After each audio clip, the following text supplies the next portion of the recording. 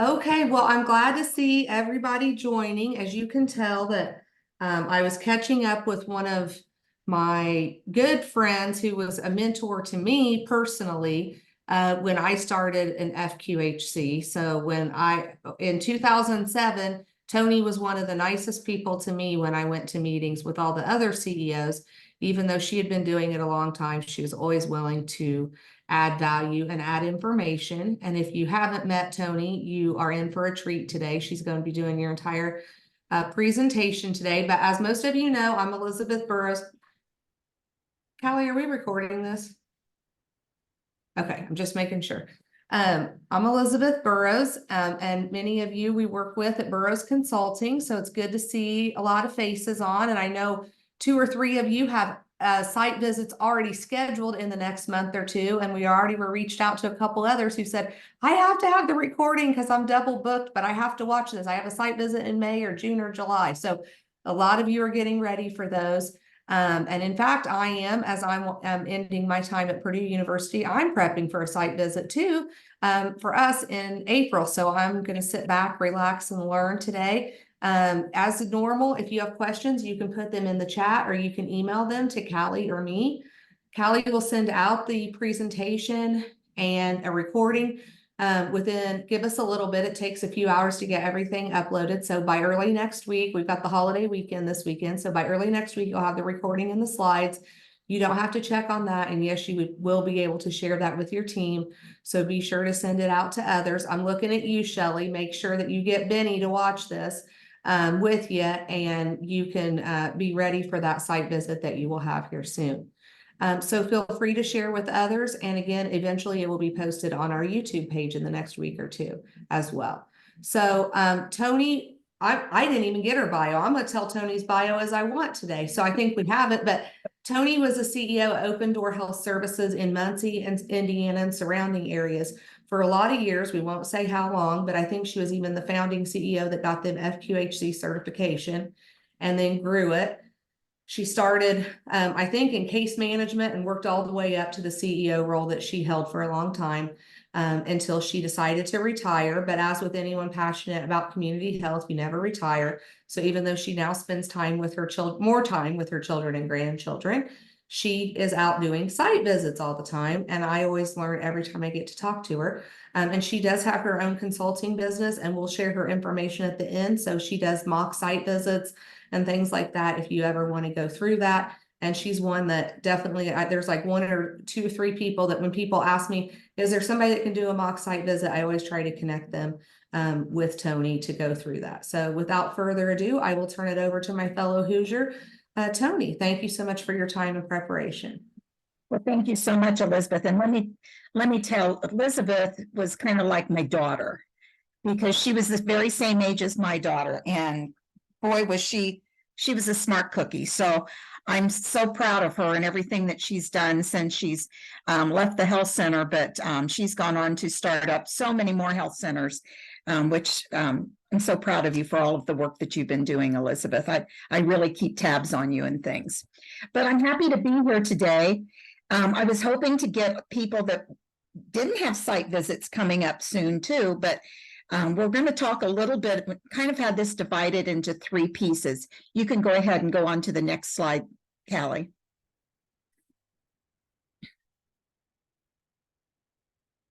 And you can see we've got 3 things we're going to do. We're going to first talk about assisting you to be in continuous compliance. Then we're going to talk about your board and helping the board understand their responsibility, and then the secrets to a successful OSV. And I've got this kind of set up. So if you don't have a site visit pretty soon, continuous compliance is the way to start things right now. And if you do, then you're going to know how to keep things going after you have your site visit. But you can go on to the next slide, please. So what does continuous compliance mean? I kind of coined that term because it was something that I was always talking with clients about and saying, you know, the main thing you need to be thinking about is staying in compliance at all time. HRSA tells us that, But I understand what happens is that we get caught up in the day-to-day operations of our health centers, and we kind of lose sight of all of this. And so I think that it takes some planning. And when you're planning for an OSV, it's the perfect time to think about what happens when you get finished. And so we're going to kind of do this backwards, and we're going to be planning for it right now. But basically, it starts as soon as you finish your last OSV. After you finished your last OSV, you've already been familiar with things. You know what kind of documents you're going to be needing, and all of these things, questions come up as you're preparing, which this will help you then to be prepared for your next OSV. It also takes away that scrambling time. And I know all of you that have site visits coming up, I know exactly what you're going through. You're sitting there rushing around, and you've got all these everybody's, getting nervous. They're concerned about what's going to be happening. It's a lot of extra work that you put in. But what I want to do is make sure that you realize how you can take away some of that work. So when you have your next site visit, it's going to go so much smoother for you. And if you're calm and feel good about things, then you're going to have a good site visit. We want you to be confident. Okay, next slide. So one of the things about continuous compliance that I really recommend is that you need this to be something that is part of your corporate environment. I mean, everybody needs to be involved. I know that when you get done with your site visit, you breathe a sigh of relief and think, oh gosh, I don't have to think about this for 3 years. Well, the truth is you should be thinking about it at all times. The HRSA compliance manual should be your Bible. But what I find a lot of times, it's very few staff are even familiar with what the compliance manual is. Those key leadership roles and the next mid-level leadership team usually are the ones that are familiar with it, that help in getting everything ready. But the key to this is making sure all your staff understand what's going on. It makes things so much easier, because when you have a site visit, the consultants do come in and they do ask a lot of other questions too. You need to have a work plan in place, and I divide that into the three clinical areas, the three chapter areas that they have in the compliance manual: administrative, governance, clinical, and financial. And so develop your teams that are going to be looking at this. And again, keep in mind when you develop the teams, it's not just those leadership individuals. Pull people in from all levels to understand and be part of the team. And the final thing is that the board of directors plays a crucial role in all of this. We'll discuss them a little bit further as we go. Next slide, please.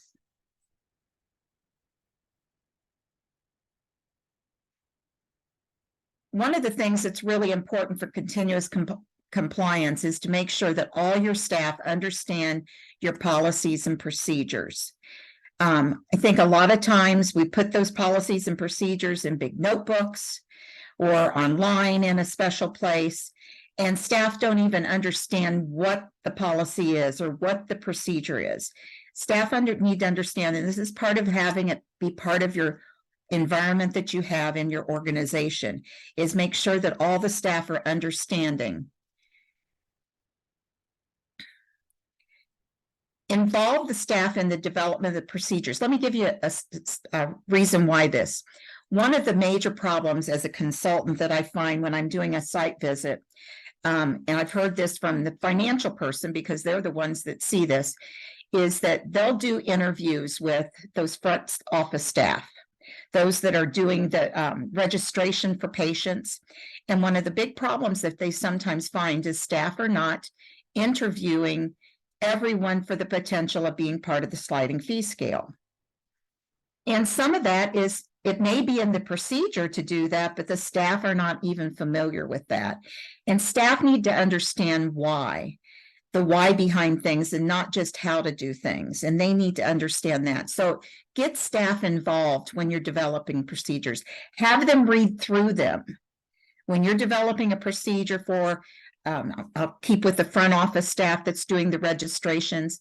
Talk with the staff, let them read through the procedures to make sure that they understand everything. Again, let them know the why, not just the how. Do compliance checks periodically. Compliance should not happen just once every 3 years or once every 18 months within your project period, but which turns out once every 3 years. So it should, it should be happening periodically so that you can keep staff up to date at all times. Make sure that you have a compliance file, that you file all those important documents. For those of you that have reviews that are coming up really soon, you're probably already scrambling to get those files together and not knowing where you can find them and so forth. They need to be in one place that everybody can find them at all times.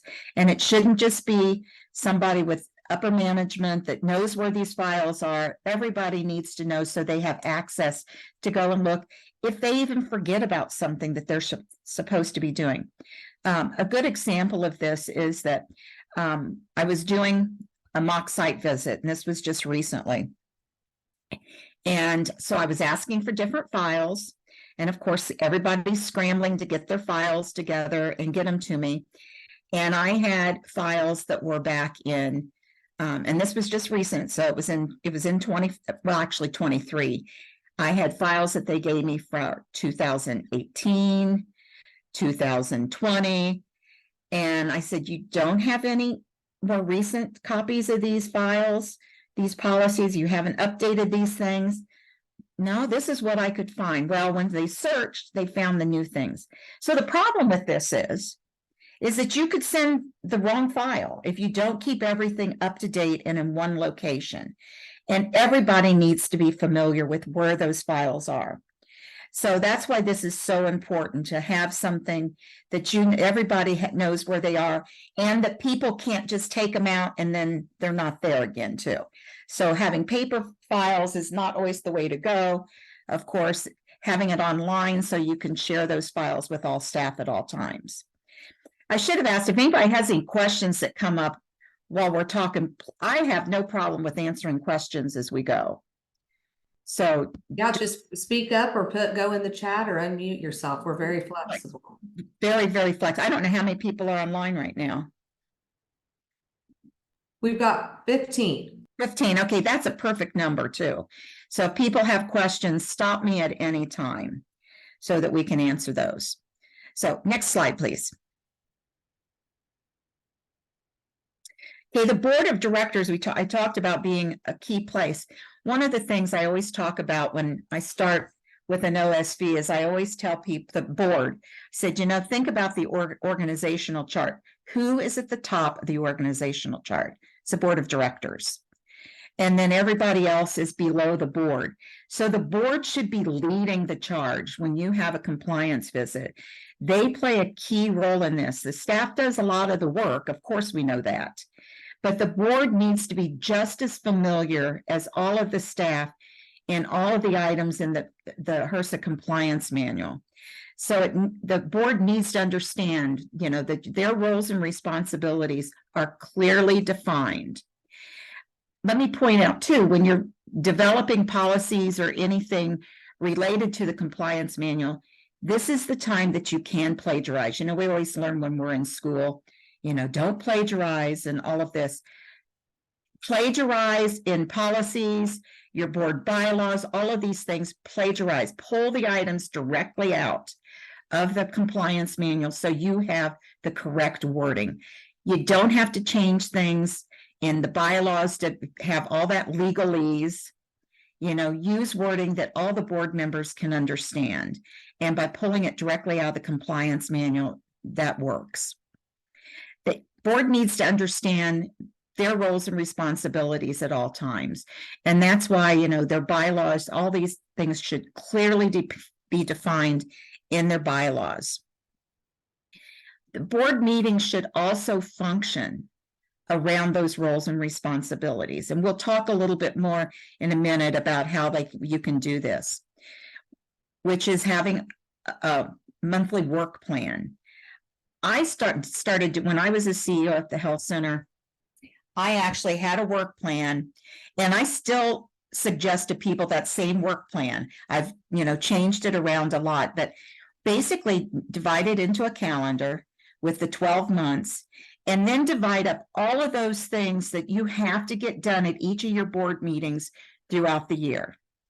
And you'll see that if you read through the compliance manual and the site visit protocol, you'll see clearly all of those items that the board has to look at on an annual basis and then every 3 years.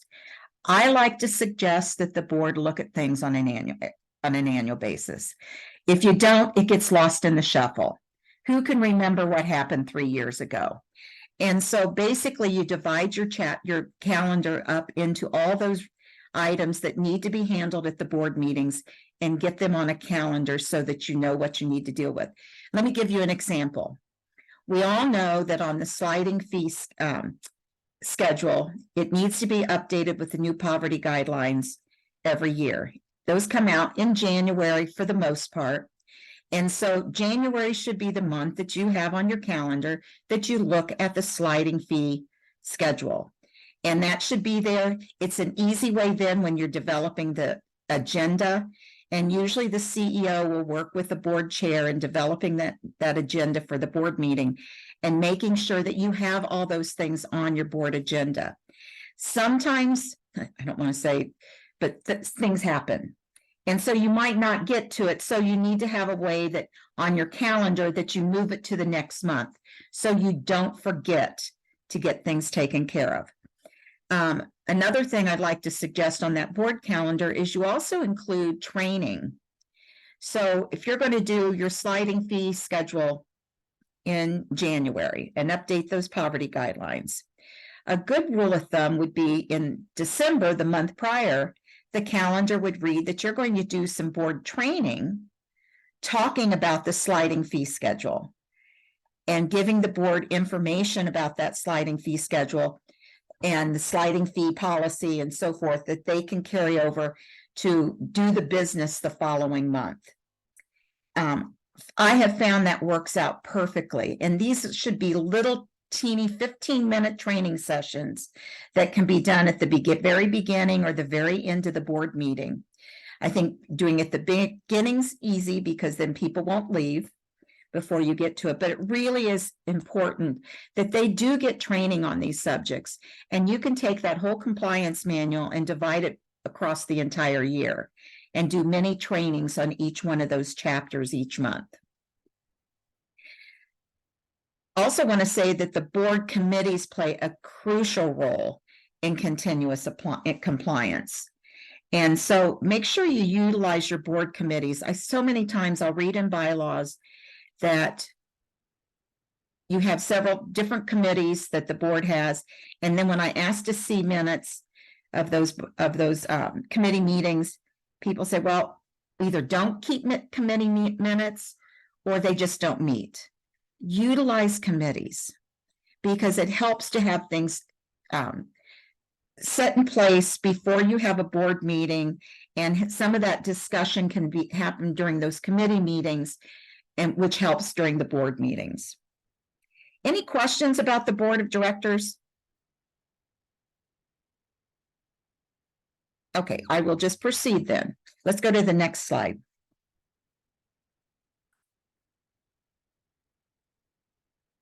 One of the things that's important is with your board of directors that you have a strong orientation plan, that when they first come on the board, that they really understand what their roles and responsibilities are. And this shouldn't be something that is, that you say, well, we can't do it this month, we'll wait till next month. Do it immediately before they even come on the board. Schedule that orientation session. We talked about the many board trainings at each month. I think I can't tell you how much this helps.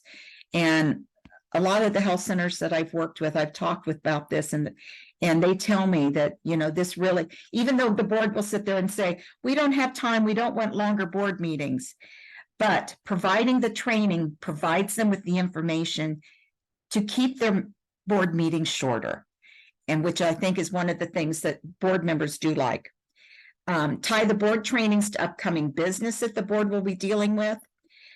Make sure that the bylaws are reviewed annually. I can give a good example of this. I had one of my recent site visits I did.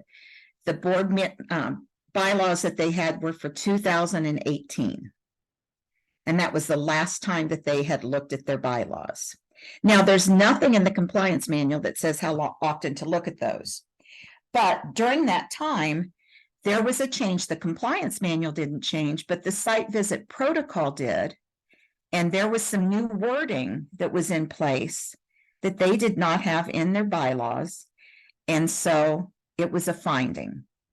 And that wording pertained to board members cannot have family members, immediate family members that are employees of the health center. And it's by immediate family members. And here I don't have the exact thing memorized, but it also says by marriage, adoption, and now I always forget that third one. And blood, the basic. Thank you. And it always says those 3 items. And that was something that was added in an update to the site visit protocol. So it wasn't in the compliance manual, but it was a finding.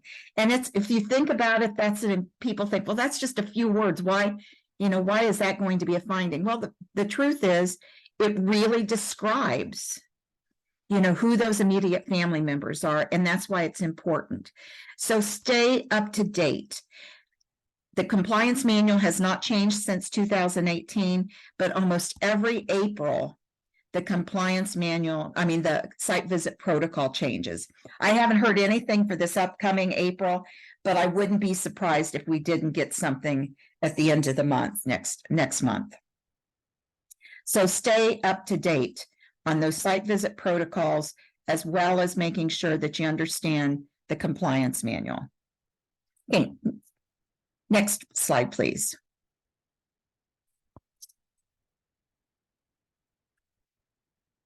One of the main things that I see as a reviewer when I'm going in for a site visit is minutes. Board minutes are all over the place. And this is something to start looking at this very, very closely, because one of the things we're doing as a reviewer, and I do the governance side, is that I have to look through all these minutes. I look at least 12 months worth. Usually it's up to 2 years worth that I'm actually reviewing. And it is very, very important that I see that the board is having discussion on items. Think about your own board meetings. And I know that most of us, we have reports from senior leadership that come in and give, the CEO will give a report, then you have your finance, your CFO does the financial report, then you'll have somebody giving a quality report. And sometimes the board minutes read just like, here's these reports and there's no discussion on it. Maybe there is discussion that's happening and they're asking questions, but those things are not always documented. So make sure that there is board interaction and you're getting that discussion information. It doesn't have to say that specific names of who said this or said that, but that you're actually defining that board members raise the question about X, Y, and Z. And you list those items in your board minutes. I can't tell you how important that is. I suggest using a template for your board minutes. A template that will talk about, here's the agenda item. This is, basically what was discussed and was presented, and here's the discussion information. And that way it kind of focuses you to make sure that you're including that discussion information from board members. And then if you have another column then that talks about whether you have a motion, and so that you can clearly see when a motion is made and there's voting on any policy or whatever has to be done during the board meeting. Another thing that's really important is if you're having written reports, say you've got a CEO does a written report and so forth, put these into the board packet that's attached that they receive prior to the board meeting. And then you don't have to go over every single detail. I have seen minutes that have actually, the CEO's, and I use the CEO's report. Every single word of the CEO's report was actually just listed again in the minutes. Those minutes, I've never seen minutes like this, but it was like 25 pages long. And all this information was readily available right there in that board packet that they received. So make sure that those reports don't have to say every single thing, but they can be just the highlights of items. And so that if there's issues that the board members want to bring up to have discussions on, they can. Make sure that also you're utilizing, when you're providing information to the board, that you utilize graphics, things that are visual for the board members. You know, they're just like all of us. We don't have a lot of time to sit there and read through things. We've got to keep in mind that board members are volunteers. And so we want to make sure we give them things that really help them to understand very clearly. Line graphs, pie charts, any visual materials that you can include in your board packets to tell a story about items you're discussing are the most important. The key areas on quality, especially, you know, having those pie charts and line graphs are really important so the board can actually visualize where you fall in some of those areas. When you get finished and you have the board meeting's over and you're finished and you've completed those minutes and they've been approved, go back and highlight the information that was pertaining to the compliance manual that the boards fulfilled their roles and responsibilities. For example, if they approved that sliding fee schedule with the new poverty guidelines and there's a motion in there, highlight that so it's very, very clear. Highlight if they're receiving their quarterly information regarding quality. Highlight if they're getting patient satisfaction information. I will tell you that there's nothing that, as a consultant, we're reviewing things, I get very excited when I've seen that they've highlighted things because it makes my job so much easier to go back and find those items. And this is a way that you can have it done ahead of time so that you know when you're in compliance. And again, this fits with continuous compliance. Okay, next slide.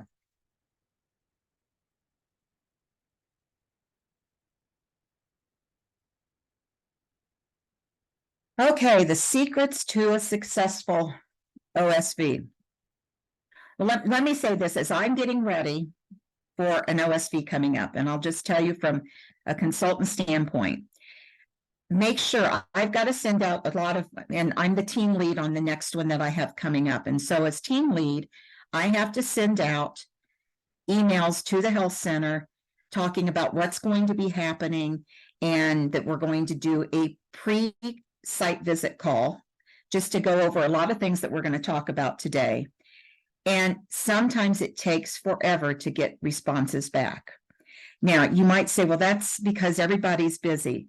Well, you have to understand that sometimes a lot of consultants are going back to back on site visits. And so don't have a lot of times available. And so as soon as we send you out that information, it's important that you respond so that we can get things scheduled and get on our calendars, because it's very difficult. You're not just getting the health center together on a date that they can have that pre-site call. You're also getting the 3 consultants plus the federal representative. And it's very difficult to coordinate all of those individuals and find times that everybody can get together at one time. So respond immediately to emails.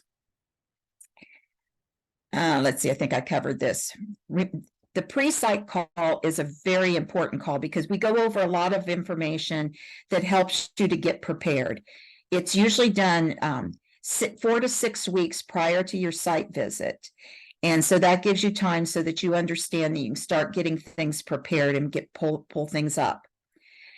Ask questions if you don't understand things. And this is why it's important to make sure that, you know, you're up to date with things and kind of understand what the OSV entails, so that you know some important questions you can ask. This is the time to talk about if you have any questions about the documents that you're going to be downloading. You'll receive a copy of that consolidated documents checklist that includes the naming criteria or convention that for naming each one of those documents. You'll receive that in that initial email that comes from the consultant team regarding the upcoming site visit. And so when you have that call, look through that and be prepared that you can ask questions if you don't understand that. And because this is the time that they'll try to go through things and try to make you understand that a lot. If on that consolidated sheet, they've got document sheet, there are a lot of documents listed. Sometimes there's documents that don't pertain to you. And it makes it very easy. And this is one of those secrets, is put a little filler sheet in there that says if it's not applicable to you. So they don't just think, the consultants just don't think that you just didn't put a file in here. Actually put that. Also, there's some files, some documents that need to go in several different files. And people say, well, I put it in this file, so I shouldn't have to put it in that one. Well, there's 3 different consultants, and when we have to go back and forth into all these different chapters when we're working on something, looking at files, it makes it so much easier if all the files are in each one of the chapters that they say they need to be in. A good example is there's sometimes policies that on the governance side, I don't look at a lot of policies, but there's some that I need to see some of the information that's in there, and I don't want to have to go back and look through the financial ones to get that information. So when it says to put the policy in each one of the files, you might have to duplicate things in several different areas. And this is why it's important. So that we don't, it just makes us all happier if we don't have to go back and forth through all these different chapters looking for items.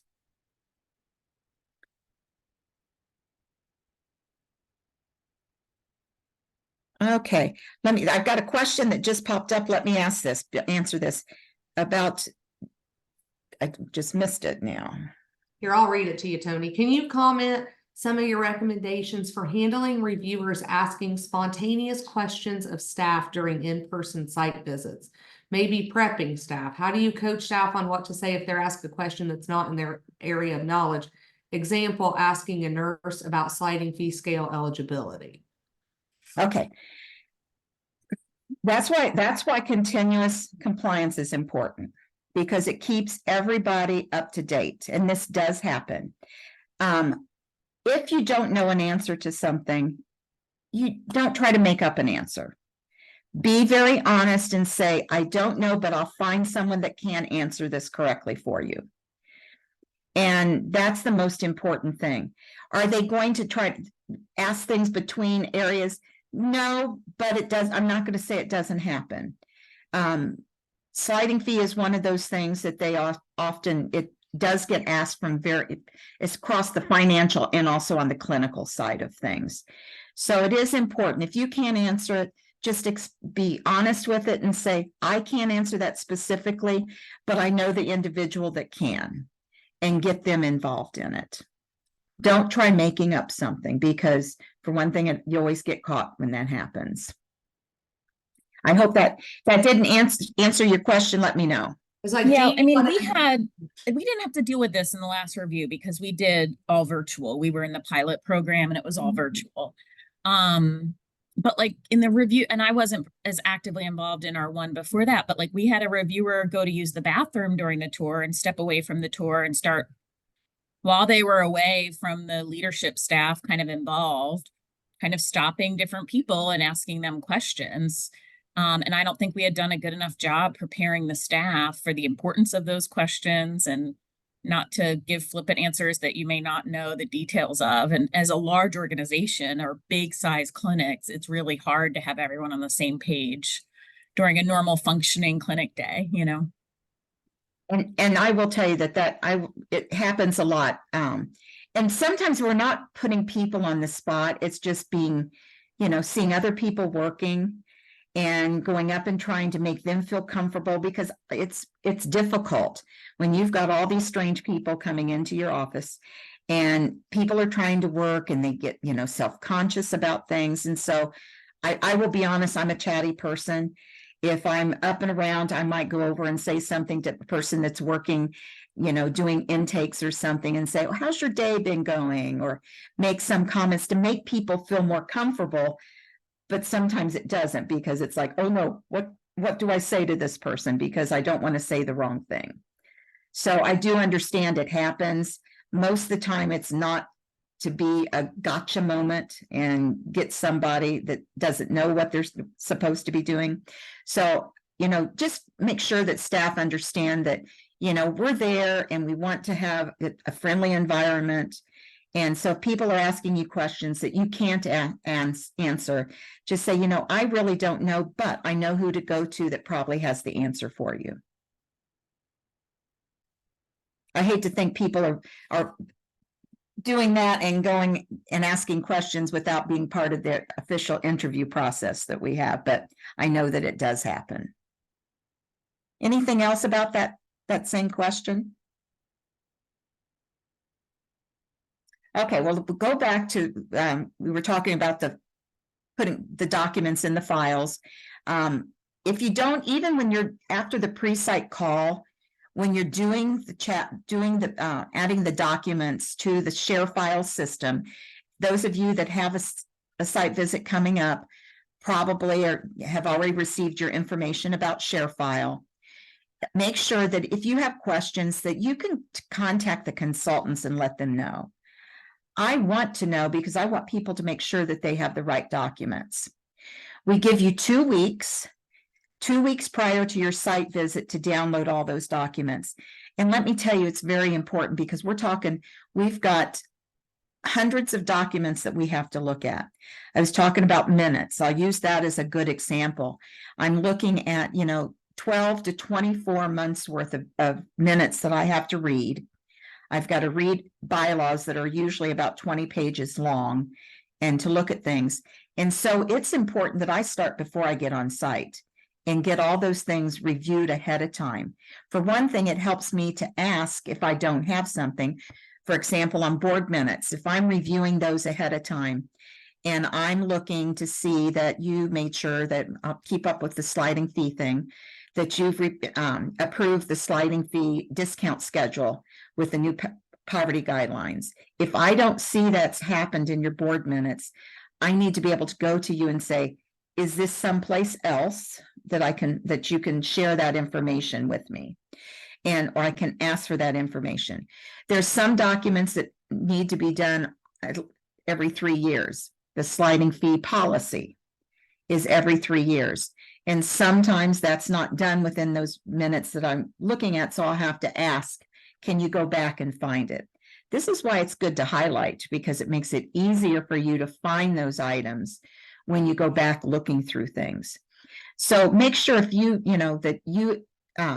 if you don't understand something, ask the consultants, because believe me, we're going to come back and ask you if we don't understand things. We try to do it ahead of time too.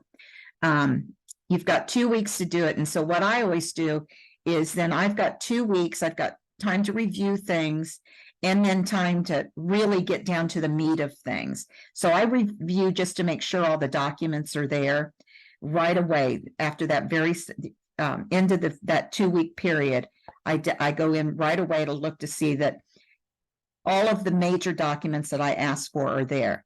The next week then, prior to the visit, I look at things more carefully to see if there might be something that might be missing as I'm reading through to do the actual review part of things. And I will let the health centers know, and I think most of us consultants do that, because we want to make sure that you're going to get your documents in. And we will take documents up until the end of business on that first day. After that, we cannot take documents. But the more you can have to us in that 2 week period, the better. And some places are some consultants are very particular and say, you need to have all of these into us by that 2 week period, because we will not be accepting things after that point. So, understand that that's how we operate. We really do want you to succeed and want to give you time, but sometimes it's hard to understand all of those documents, especially if you're not trying to stay up to date with things on a continuous basis. Understand? Okay, let's move on. The next slide. Okay, when you have this, these are things that a lot of them will be talking about the day of the site visit. I mean, on that pre-site visit call, but make sure you have adequate space for the consultants to work together. I've never been with a group that does not want to have a big space where we can all work together, because we ask questions of each other. And if we can have a conference area that we can all be in that's confidential, we don't don't want open space that we can't have some confidential information where everybody else that's close by might hear. So make sure that it's confidential. Have the Wi-Fi already set up. Have the password that we're going to be using someplace right there so that we can refer to it. Make sure that you have an IT person that understands things, because a lot of times the federal representatives are attending virtually now. Every once in a while they'll attend in person, but for the most part, a lot of them are being virtual. And so we need to still set up the for the virtual visit for them to be there during the entrance, during the exit, during and then various interviews with the staff. And it gets tricky depending on what kind of system people have. So make sure that you have somebody there who can assist us. I'm not a very good tech person. One of the things when I became a consultant, I said the worst part was I had to leave that tech person behind at the health center, and I just don't understand it. So I had to start paying for somebody to provide me that information that I needed. Make sure that when you have your entrance meeting that you invite board members to the entrance and the exit. The more you can get board members involved in the entrance, the exit, and then during that board meeting time, the better. We want to see that your board is committed. I have people asking, they said, well, how many? And I said, there's no number. But the more you have, it looks like your board is committed. And we want you to get as many as possible. On the entrance meeting, keep your presentation succinct. Make sure that it's about 15 to 20 minutes maximum, because we've got a lot of work to do. But make sure that when you're doing the presentation, we'd love to hear about the history of the organization. It really tells us a lot about your organization when you include that history and some of the key things that you do. We like to see pictures of events that you throw, ways that you're utilizing the social determinants of health and working in the community. All those things are things that we like to see during that entrance presentation. We tour 2 health center sites. And I always suggest that at least one of them is very, very close by. A lot of times we're in administration buildings that might not even have a clinic site right there. And so we have to travel to the sites. And anytime we have to travel any kind of a distance, it takes away the time that we actually can be doing the review. And so it's the closer the site can be, the better. And those sites should have the majority of the services that you provide. Often the second site is not a close site, and so that can be done virtually, but that's going to be dependent on your consultants you get. Most of the time, and the federal reps too, sometimes the federal reps want you to go to the sites. Federal reps tend to be a little different in each one. Everybody has their different ideas about things. I have no problem, and most clinical people have no problem with that second visit being done virtually if it's a distance to travel. Anything over 30 minutes. Believe me, I've had sites that we've had to do, and we've had to travel an hour to get to the second site. So, okay. Okay. The board meeting is usually set the second day at noon. This can be, we can change that, but I will tell you that the more you can keep it to the schedule, the better it is for the consultants.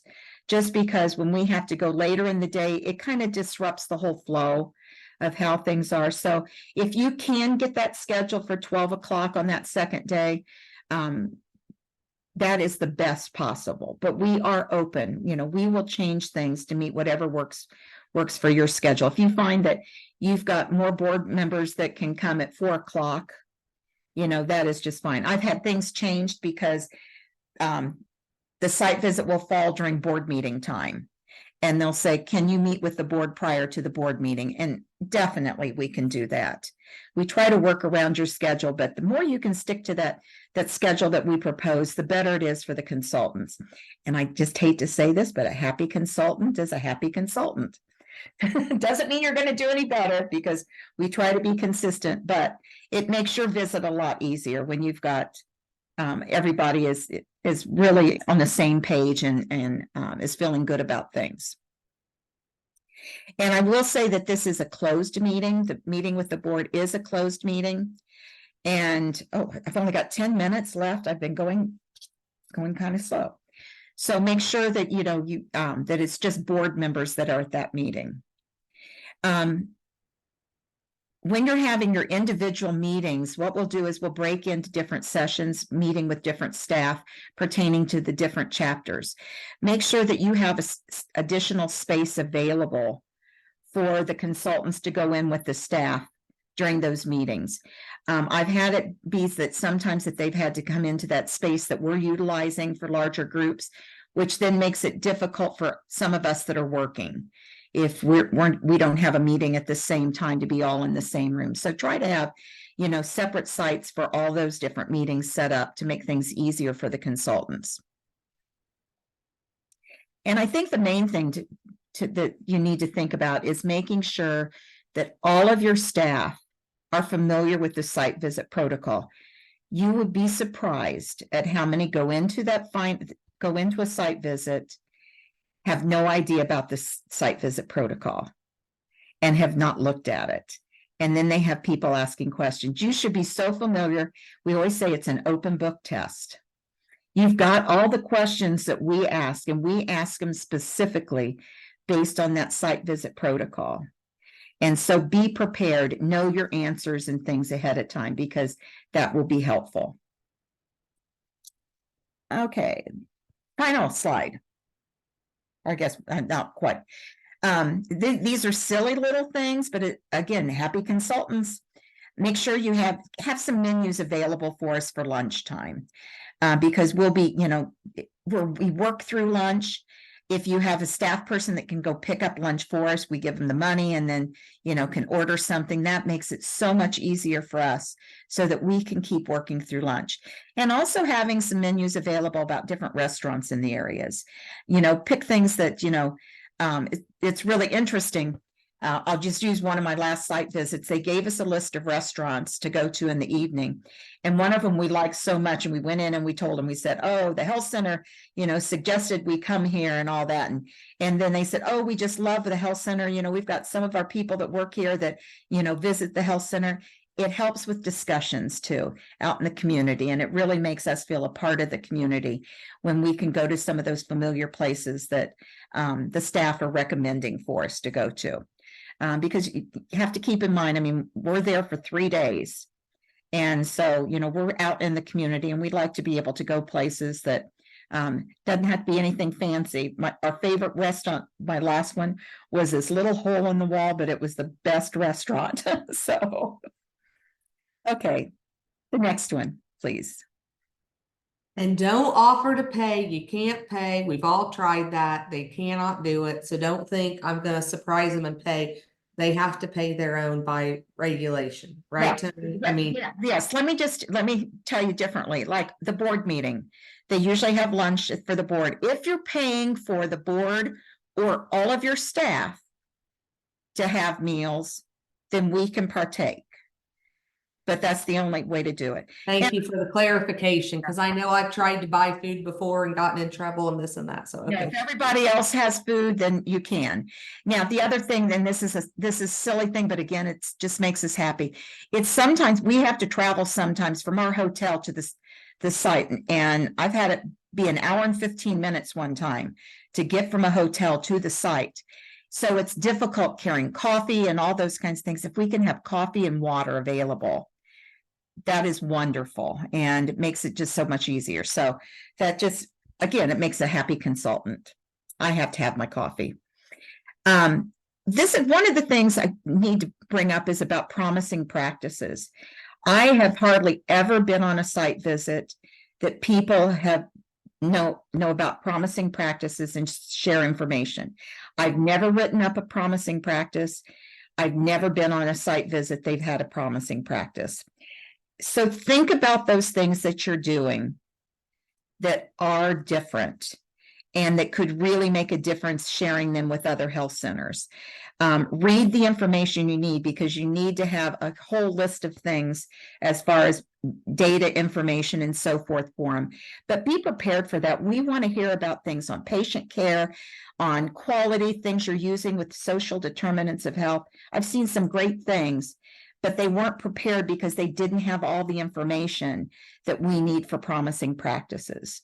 So spend some time thinking about this, because everybody has things they're doing that are so different and unique that we need to share with other health centers.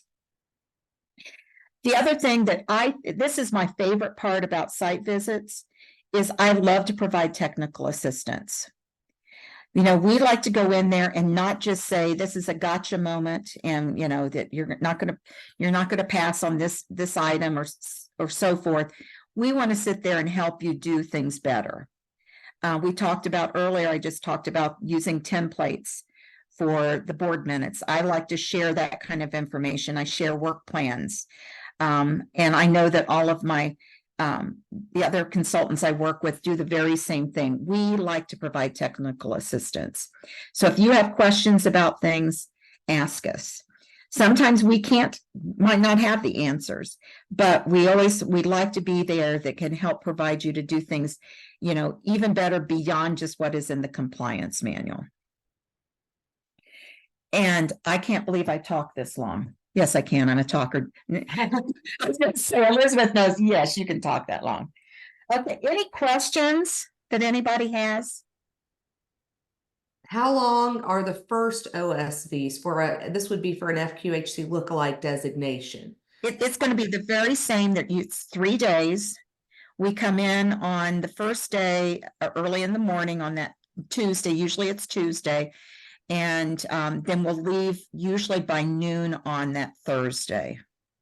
Sometimes they have that, if there's a lot of business to go, maybe it might be a little bit later on Thursday, but we try to get done by noon because it's very hard to get people out on flights and so forth. So usually it's about a 2.5 day visit doesn't matter if it's a initial designation for a lookalike or if it's for FQHC full-fledged.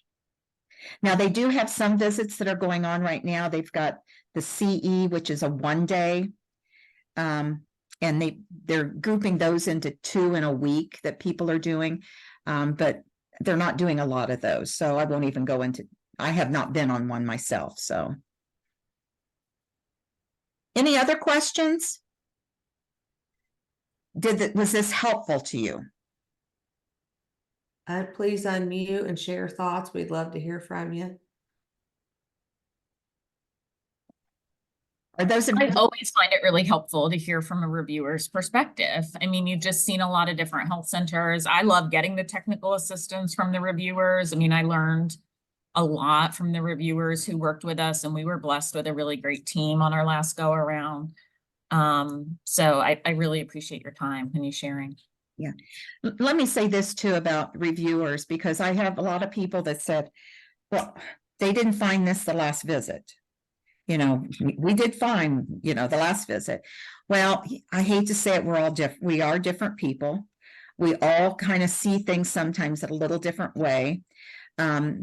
Sometimes we tend to be stricter. Some of us tend to be, you know, give a little bit more of a leeway on things. And the other side of it is sometimes things have changed, and that's why you need to keep up and read the manual, make sure that you understand the manual and that you look at the new site visit protocol when it comes out. So I just want to make, that's a key thing because I've hear that all the time. We've got in the chat, people are finding it very helpful. Any other questions that anyone has? Well, I did leave my contact information. Yeah. You want to pull that up? That's the last slide.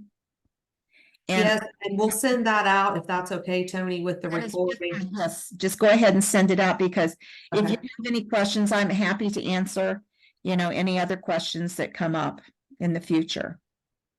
There's the information, and also you should have Callie and my information. We are currently planning out webinars kind of for the rest of the year. So actually, this is something that came from other clients saying, hey, we want help on the OSV, and I hit Toni up a while ago, and we were finally able to get it coordinated. And so if you have ideas or you're like, hey, I want some information about this, Callie and I would love to hear that as well. Again, you'll get the slides and recording. We appreciate you sharing part of your valuable time with us. A big thank you to Toni for all your insights. I picked up and learned things that I was confused about too. And it reminds me too how important it is to have the board. I just went through my board. We need you at the entrance and exit conferences and how important that is.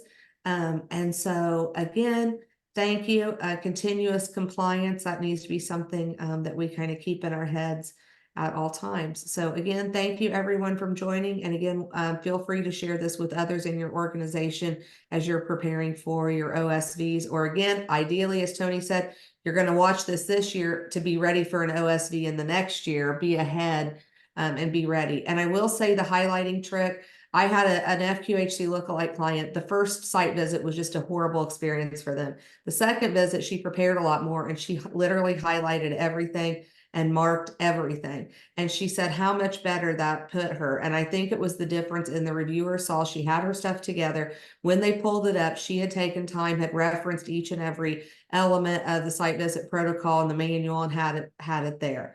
So that was exciting. So again, if you want to go from bad to great, Toni's points about highlighting, putting things, and again, making sure you respond to everything, same as writing a grant. Make sure you say this is not applicable to me because, and that would be something on the FQHC lookalike visits. There are certain things that aren't applicable, but again, remind them because Toni may just be getting off a plane from a full FQHC that's been an FQHC for 15 years. You have to remind them that this is a new designation. And yes, the recording will be sent out along with the questions, and Toni's graciously sharing her presentation. So you'll be getting all that within the next week. Thank you all for your time, and everyone have a great holiday weekend. Thank you so much. Thank you. Thanks.